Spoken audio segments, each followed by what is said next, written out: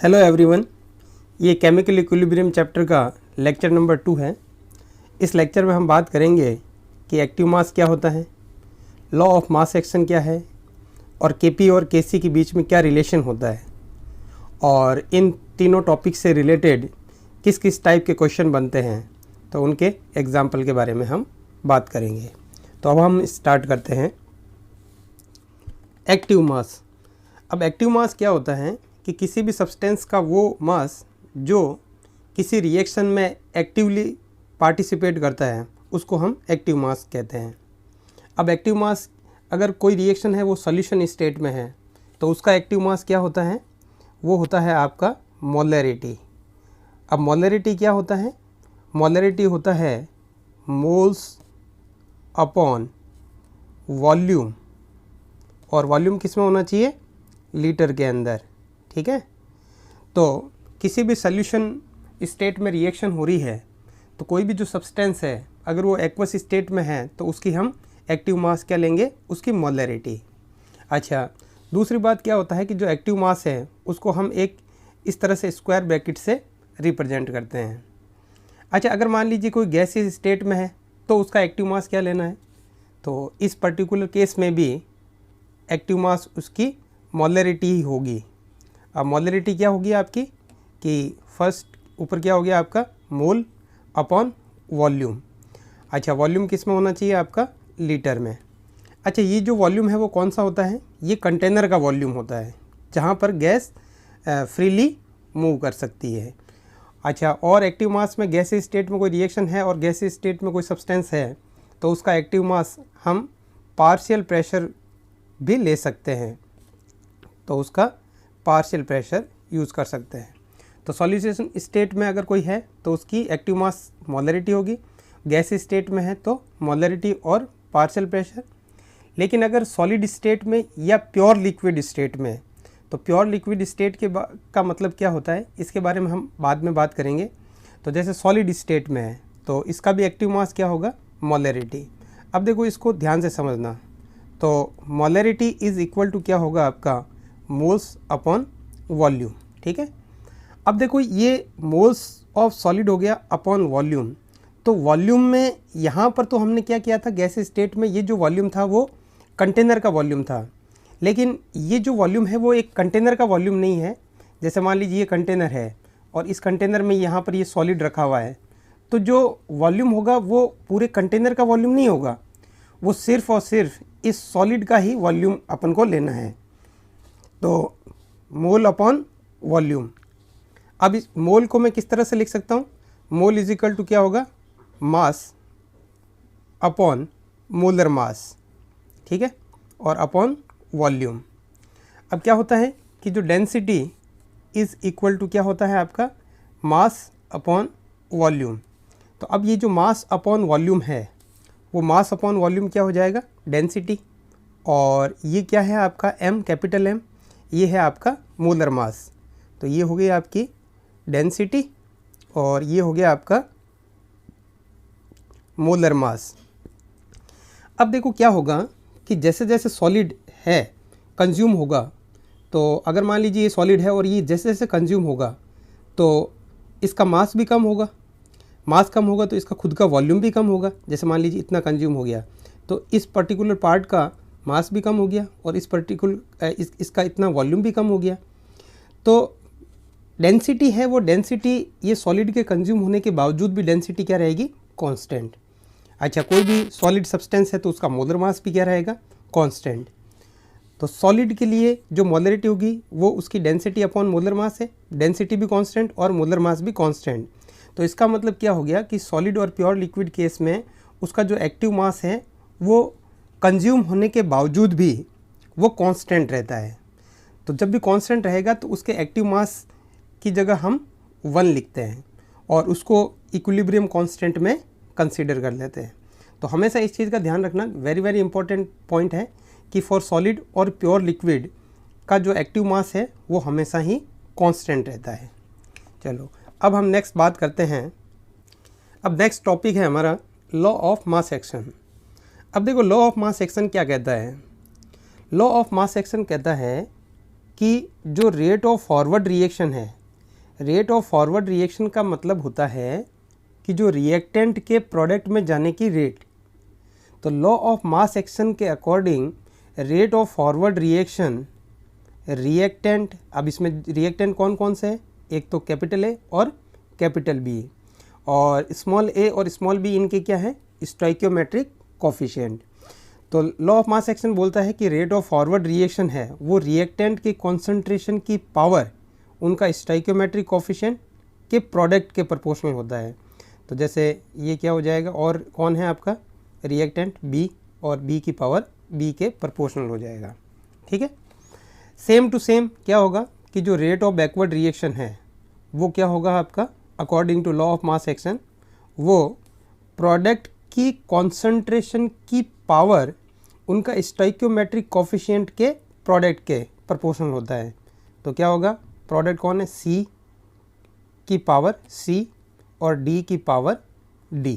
ठीक है, अब देखो कि यहाँ पर जिस समय की रेट लोगे उसी समय की कॉन्सेंट्रेशन होगी।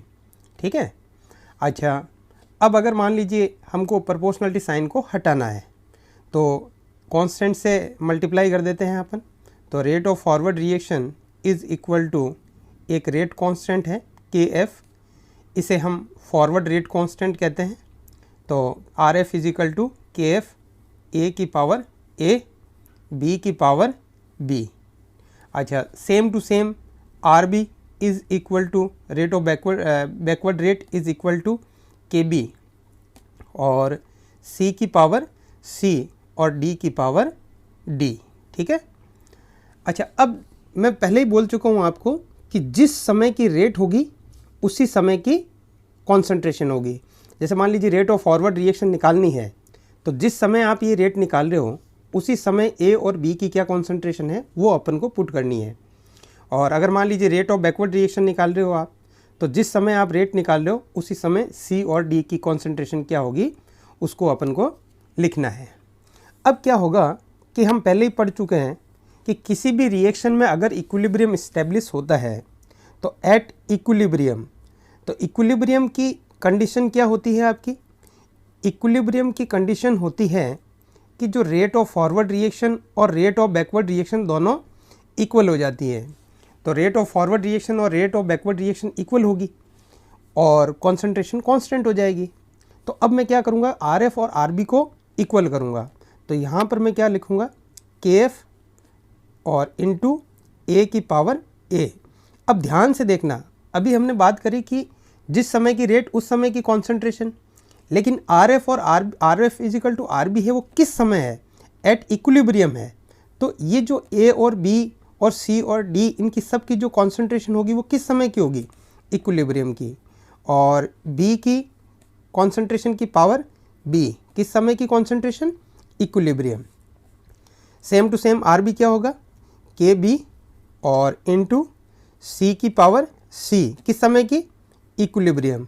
और क्या होगा, डी की पावर डी, और कॉन्सेंट्रेशन डी की किस समय की होगी, इक्विलिब्रियम की। ठीक है, अब यहाँ पर देखो कि के एफ और के बी क्या है, तो के एफ है आपका फॉरवर्ड रेट कांस्टेंट और के बी क्या है आपका बैकवर्ड रेट कांस्टेंट। ठीक है, तो फॉरवर्ड रेट कांस्टेंट और बैकवर्ड रेट कांस्टेंट। अब देखो कि अगर हम के एफ अपॉन नीचे के बी ले जाते हैं तो के एफ अपॉन के बी इज़ इक्वल टू क्या होगा, सी की कॉन्सेंट्रेशन की पावर सी, कॉन्सेंट्रेशन इक्विलिब्रियम पर, डी की कॉन्सेंट्रेशन की पावर डी, कॉन्सेंट्रेशन कब की, इक्विलिब्रियम की, अपॉन ए की कॉन्सेंट्रेशन की पावर ए, कॉन्सेंट्रेशन कब की, इक्विलिब्रियम की, और बी की कॉन्सेंट्रेशन की पावर बी, कॉन्सेंट्रेशन कब की, इक्विलिब्रियम की। तो अब देखो कि ये जो कॉन्सेंट्रेशन है सारी की सारी वो आपकी मोलरिटी के फॉर्म में है। तो ये जो के एफ अपॉन के बी का जो रेशियो है, या इस तरह से हम जब लिखते हैं तो इसको हम बोलते हैं के सी। तो के सी का मतलब होता है कि equilibrium constant, equilibrium constant in terms of in terms of concentration, ठीक है। अच्छा, इक्विलिब्रियम कांस्टेंट को हम अगर मान लीजिए गैसेस फेज में रिएक्शन है तो पार्शियल प्रेशर के फॉर्म में भी लिख सकते हैं, और फिर उसमें Kc की बजाय उस इक्विलिब्रियम कांस्टेंट को हम किससे रिप्रेजेंट करते हैं, Kp से।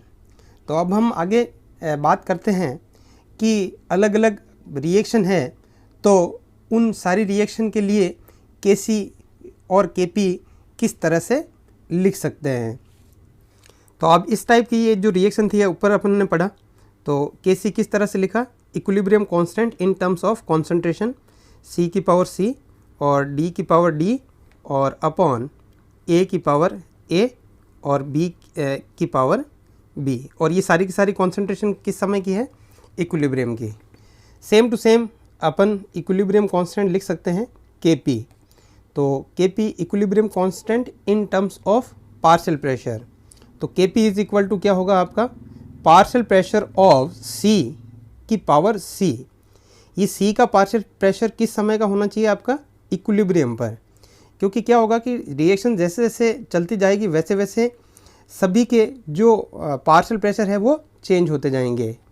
पार्शियल प्रेशर ऑफ D की पावर D, कब का है D का पार्शियल प्रेशर, इक्विलिब्रियम का, और upon partial pressure of A की पावर A और पार्शियल प्रेशर ऑफ B की पावर B। तो हम इस तरह से लिख सकते हैं। अब हम बात करेंगे और भी जो रिएक्शन है, इन सारी रिएक्शन में Kc और Kp को किस तरह से लिखते हैं। जैसे फॉर एग्जांपल N2 गैस है प्लस 3H2 गैस है, ठीक है, और जैसे 2NH3 गैस है, तो इस रिएक्शन के लिए हम Kc कैसे लिखेंगे, तो Kc is equal to NH3 की कॉन्सेंट्रेशन की पावर 2 अपॉन N2 की कॉन्सेंट्रेशन की पावर 1 और H2 की कॉन्सेंट्रेशन की पावर, उसका स्टोइकियोमेट्रिक कोएफिशिएंट क्या है, H2 का 3। ध्यान रखना कि Kc के अंदर जो भी कॉन्सेंट्रेशन आएगी वो किस समय की आएगी, आपकी इक्विलिब्रियम पर। अच्छा, इसके लिए Kp लिखोगे तो Kp किस तरह से लिखोगे कि पार्शियल प्रेशर ऑफ NH3 की power 2 upon partial pressure of N2, और N2 का स्टोइकियोमेट्रिक कोएफिशिएंट कितना है, 1, तो पार्शियल प्रेशर ऑफ N2 की power 1, partial pressure of H2 की पावर 3, और ये पार्शियल प्रेशर भी किस समय के हैं, आपके इक्विलिब्रियम के। अच्छा, और भी रिएक्शन लेते हैं हम, उनके लिए Kp और Kc लिखते हैं। तो जैसे H2 गैस है प्लस I2 गैस है और गिव्स 2HI गैस है, ठीक है।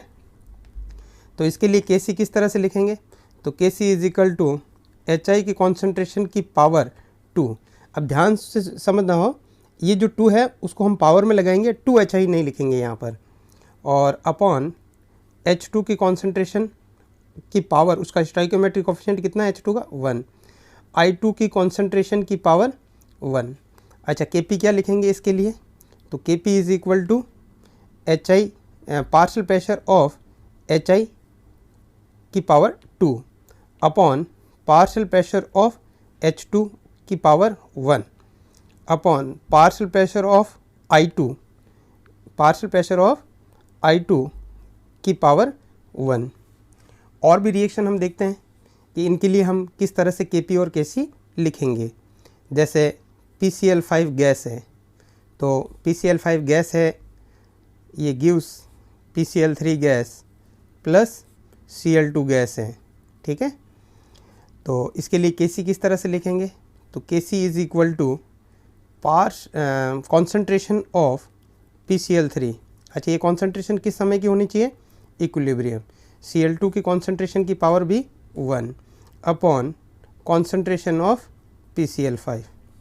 अच्छा, Kp इज इक्वल टू क्या होगा आपका, कि equilibrium constant in terms of pressure, तो पार्शियल प्रेशर ऑफ PCl3 की power 1, partial pressure of Cl2 की power 1 upon partial pressure of PCl की पावर 1, ठीक है। तो इस तरह से हम Kp और Kc को लिख सकते हैं अलग अलग रिएक्शन के लिए।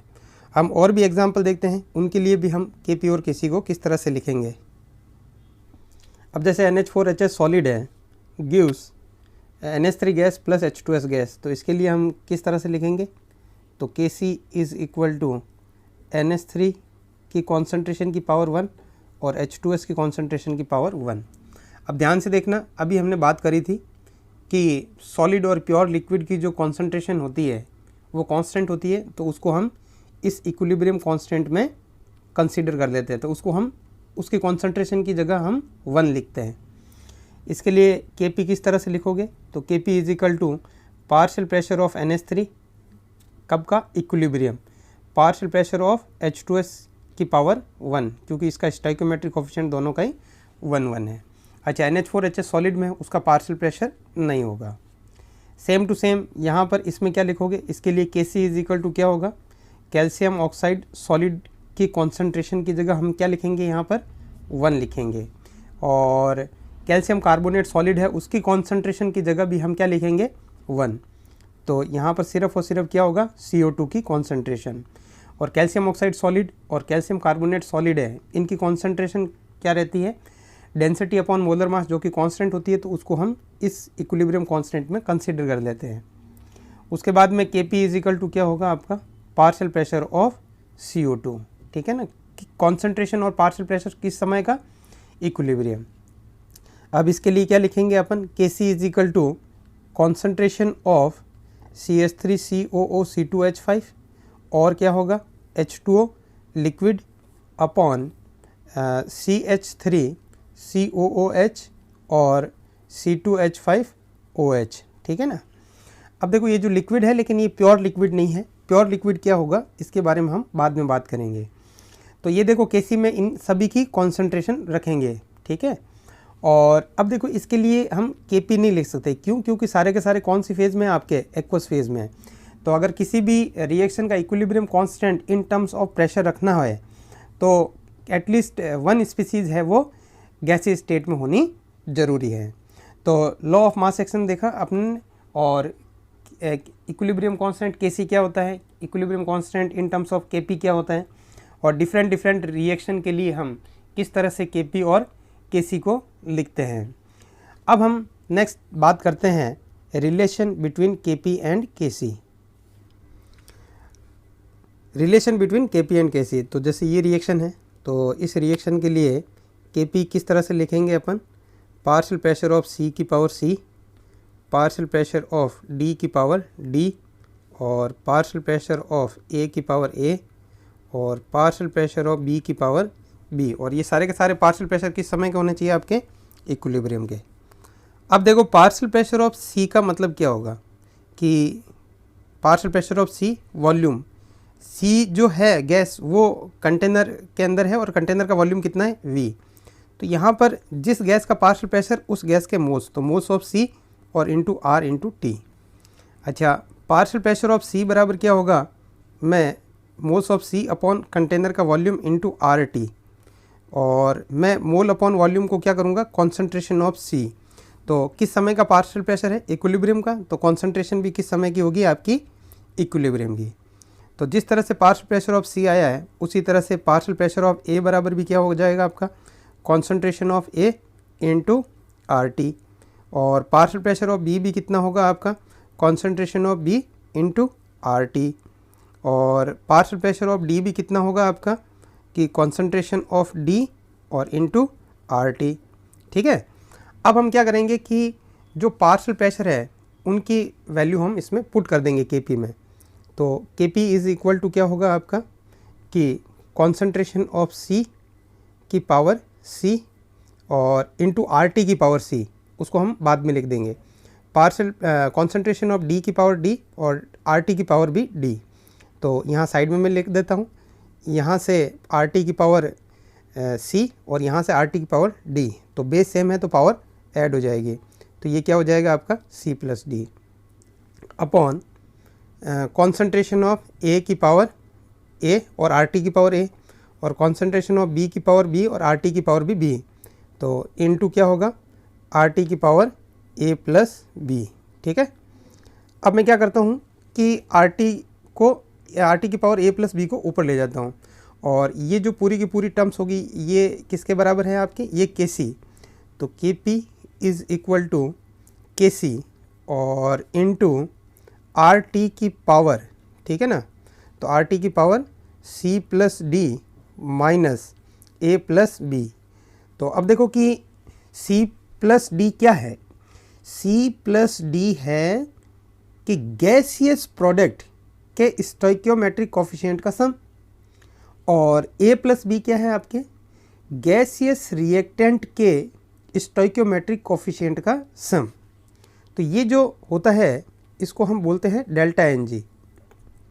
तो delta N G is equal to क्या होगा आपका गैसियस प्रोडक्ट के स्टोइकियोमेट्रिक कोफिशिएंट का सम, जो कि क्या है यहाँ पर सी और ये डी, और गैसियस रिएक्टेंट के स्टोइकियोमेट्रिक कोफिशिएंट का सम क्या होगा यहाँ पर ए और बी। तो रिलेशन क्या हो जाएगा यहाँ पर, तो के पी इज़ इक्वल टू के सी और इनटू आर टी की पावर क्या होगा डेल्टा एन जी।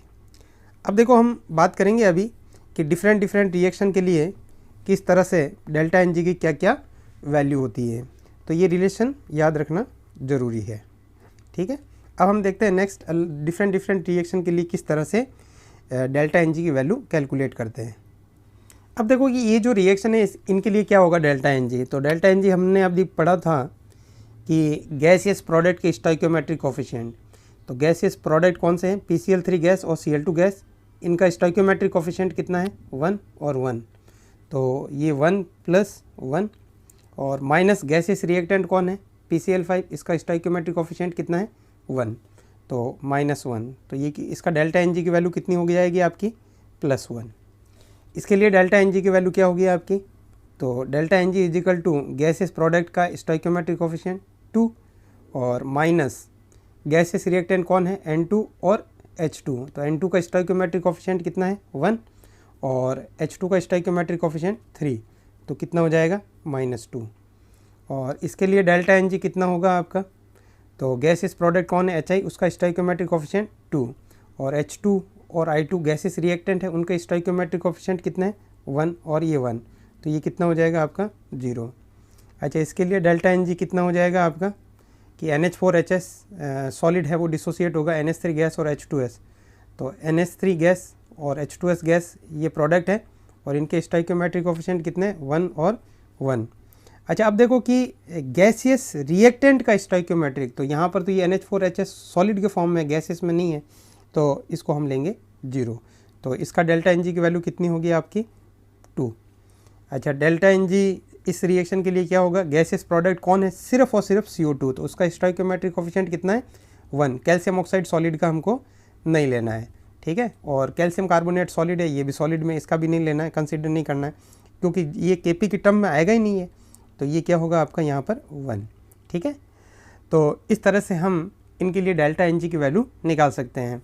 और हमें पता है कि KP इज इक्वल टू क्या होता है आपका KC की पावर KC इंटू RT की पावर डेल्टा एन जी। तो आप क्या कीजिए, डिफरेंट रिएक्शन है उसमें उनकी जो भी डेल्टा एन जी की वैल्यू है वो यहाँ पर पुट करके KP और KC के बीच में इस तरह से RT के साथ में रिलेशन को हम कैलकुलेट कर सकते हैं। नेक्स्ट है यूनिट ऑफ इक्विलिब्रियम कांस्टेंट, कि भाई इक्विलिब्रियम कांस्टेंट की क्या यूनिट होगी। तो ये होगी, अगर मान लीजिए KC की यूनिट पूछे तो KC की यूनिट होती है कॉन्सेंट्रेशन की पावर और डेल्टा एन जी, ठीक है ना। डेल्टा एन जी का मतलब क्या होता है, हालांकि गैसेस लिखते हैं फिर भी, तो ये कॉन्सेंट्रेशन है, ये किसके टर्म्स में होनी चाहिए आपकी मोलरिटी। मोलरिटी का मतलब क्या हो गया, मोल अपॉन वॉल्यूम। जैसे मान लीजिए कि ये रिएक्शन है PCl5 gas gives PCl3 gas plus Cl2 gas. तो आप जब इसके लिए KC लिखोगे तो KC में क्या होगा आपका कि PCl3 की कॉन्सेंट्रेशन की पावर 1, Cl2 की कॉन्सेंट्रेशन की पावर 1 और ये PCl5 की कॉन्सेंट्रेशन की पावर 1। तो अब ध्यान से देखो कि ऊपर भी क्या होगा, यहाँ पर भी मोल पर लीटर इसकी यूनिट, Cl2 की भी मोल पर लीटर और नीचे भी मोल पर लीटर, तो 1 मोल पर लीटर कट गया। तो इसमें KC की जो यूनिट होगी वो क्या होगी आपकी मोल पर लीटर होगी। और अगर आप इसके लिए KP की देखते हो कि भाई यूनिट ऑफ KP की क्या यूनिट होगी, तो KP की यूनिट होती है ATM, या कोई प्रेशर है वो और डिफरेंट यूनिट में भी हो सकता है। तो ATM की पावर क्या होगा आपका डेल्टा एन जी। जैसे इसी रिएक्शन के लिए देखते हैं तो KP इज इक्वल टू क्या होगा आपका कि partial pressure of PCl3 into partial pressure of Cl2 upon partial pressure of PCl5। तो अब देखो यहाँ पर भी ATM की पावर 1, ATM की पावर 1 और यहाँ पर भी ATM की पावर 1, तो एक ATM तो कैंसिल हो जाएगा। तो Kp की यूनिट क्या आ जाएगी यहाँ पर आपकी ATM की पावर 1, क्योंकि इसका डेल्टा एनर्जी 1 है तो ये 1 ही आएगा। तो इस तरह से हम Kp और Kc की यूनिट को निकाल सकते हैं। ठीक है, तो आज हम इतना ही पढ़ेंगे इस लेक्चर के अंदर। तो अब मैं इसके बाद में इन टॉपिक से रिलेटेड, क्योंकि वीडियो थोड़ा सा लंबा हो गया है तो इसलिए मैं इस टॉपिक से रिलेटेड जो भी क्वेश्चन है उसको मैं नेक्स्ट लेक्चर में कंसीडर करूँगा। तो मेरे वीडियो को, मतलब नेक्स्ट लेक्चर को आप ज़रूर देखें। अगर आपको मेरा वीडियो पसंद आया तो वीडियो को लाइक और चैनल को सब्सक्राइब करना मत भूलना।